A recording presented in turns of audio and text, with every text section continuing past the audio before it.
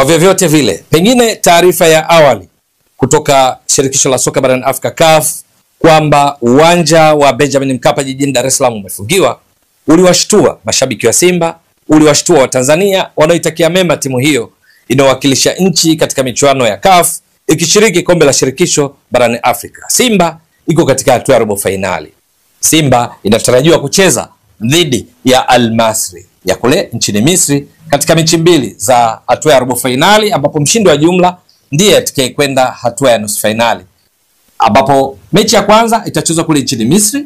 lakini ya pili inatarajiwa kuchezwa nyumbani kwa Simba ambako ni uwanja Benjamin William Mkapa jijini Dar es Salaam. Sasa taarifa kwamba uwanja huo umefungiwa ndizo zilishtua, kwa sababu maana yake ni nini? Maana yake Simba ingetakiwa kufanya kazi ya ziada kutambulisha uwanja mwingine kutumia kama wa nyumbani, jambo ambalo kwa vyovyote vile lingetia shaka kidogo, kwa sababu kucheza nyumbani kwa Mkapa ambako huwa wapinzani na hasa wanaotoka katika nchi za ukanda wa kaskazini, ule ukanda wa UNAF, ule ambao wenyewe wanaita Ittihad Shamal al-Farqiyya liqurat al-Qadam, kwa maana kwamba baraza la vyama vya soka kaskazini mwa Afrika, sisi huku tunaita Sekafa, wao wanaita UNAF, ni kwamba wakifika kwa Mkapa kwenye mechi za Simba huwa wanapata tabu sana, na hilo limethibitishwa na Simba katika mechi za msimu huu za CAF. Safari yake mpaka kufika hatua ya robo finali imekutana tayari na timu tatu kutoka ukanda ule wa kaskazini kwenye timu ngumu za Kiarabu, lakini wote walipofika kwa Mkapa hakuna hata aliambulia sare katika msimu 2024-2025.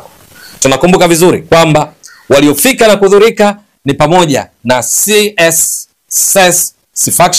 Sfaxien ya Tunisia, ilifika